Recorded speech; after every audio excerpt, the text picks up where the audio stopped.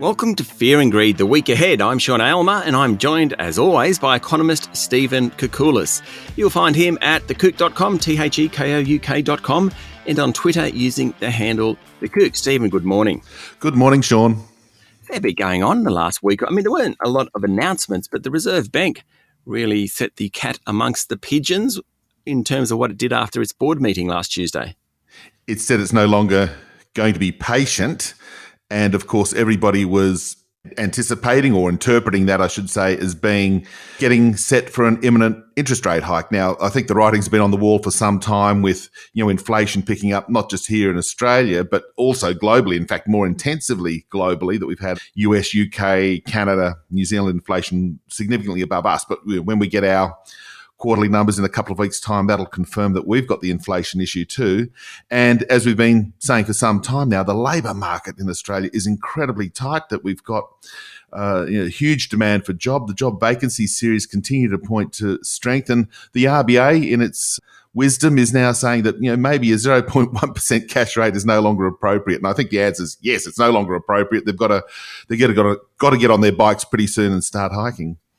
Okay, so that brings us into this week. The labour force figures are out this week. Do you reckon we'll end up at lower than 4% unemployment rate?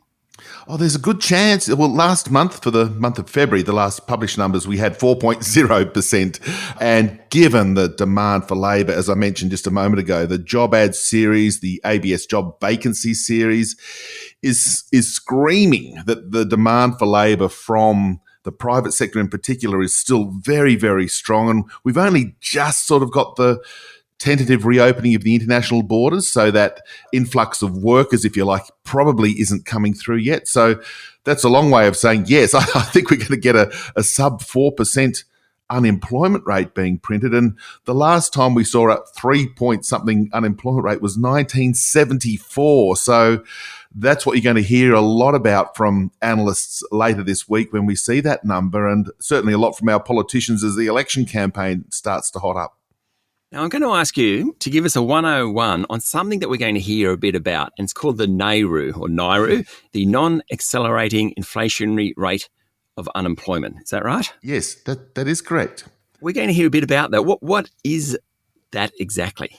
It's a measure that a lot of market analysts and certainly central banks look at when they're trying to work out how low can we get the unemployment rate, before we run into an inflation problem. In theory, we could have an unemployment rate of 1% if money was pumped in an extraordinary fashion into the economy. Everybody got a job. We paid everybody to sort of paint rocks white sort of thing. We could get the unemployment rate really low. However, that is not consistent with the 2 to 3% inflation target, because there'd be money sloshing around the economy and inflation would pick up. So the NAIRU is really effectively an assessment about how fast can we grow the economy before we run into these inflation constraints. And the number does change. The composition and structure of the labour market changes with skills and education and demand in the economy. So it's a sort of a bit of a moving feast. But the best guess from Treasury, the Reserve Bank, and most respected economists is that NAIRU is probably 3.5% to 3.75%. So that's the rate that we can have the unemployment rate without having inflation pressures. So that is the critical issue for the RBA too, because if we do find that if we get the unemployment rate, say, to 3.25%, which I think my friends at ANZ are actually forecasting, and it does see wages growth accelerating rapidly and inflation accelerating rapidly, then we know we're overcooking the economy. It's overheating. Righto. Well, I look forward to the numbers, because if we do end up at 3.9 or 3.8 or 3.7, I tell you what, those calls for a rate hike are going to get louder and louder and louder. They're already screaming pretty loud right now. I'm looking at the futures market. Gosh, one of the ways that you can sort of judge not necessarily what the market economists, no matter how good they are saying about interest rates. The futures market is where people put money where their mouth is. And we've got an official cash rate of 2% by the end of this year. So in the next 8 months, that's basically 200 points of rate hike. The RBA's got to squeeze in lots of 25-point moves and probably a couple of 50 basis point moves to get there. Okay, so the labour force figures are out this week, but we've also got some other pretty important sentiment surveys, consumer and National Australia Bank's business survey. Oh, both really important surveys. Both have taken a little bit of a hit in the last few months. I think for consumers, it's cost of living. The petrol price hikes saw the measure drop a bit. Now, obviously, we've had a bit of petrol price relief with the tax change in the budget a couple of weeks ago, and the global price has dropped as well, coincidentally. So maybe that cost of living pressure will be abating somewhat. The good news on the labour market should see consumer confidence picking up, but of course the fear of interest rate hikes should see it pushing down. So, like all good economists, I've got my left hand and my right hand, and so we'll see what consumers are actually weighing up in terms of their financial position. But the business sector confidence numbers from NAB, a really important survey. It includes a ton of information on just how businesses are feeling. So that's a bit of a touchy-feely one. But they do also ask, are you expecting to hire more workers? What are your expected wages bill going to be?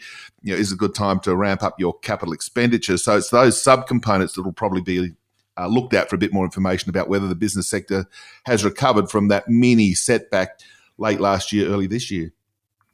Stephen, what's your best guess for when rates will rise? Well, they should rise at the next board meeting, but of course the election will get in the way of that. But look, if you were to sort of force me to have a wager, I'd say June. They'd probably go 40 basis points, which sounds a bit funny, but to get back onto that path of quarter percentage point moves, that we're currently at 10 basis points. So I'd say they go 40, and it's not going to kill the economy, far from it, but it's a sort of a first shot in starting this process of normalising rates. And look, I think we're going to see quite a few rate hikes over the course of the next 12 months. Stephen, have a great week. Thanks, Sean. You too. That was economist Stephen Koukoulas, better known as The Kouk. You can find him at thekouk.com and follow him on Twitter using the handle The Kouk. I'm Sean Aylmer. This is Fear and Greed, the week ahead.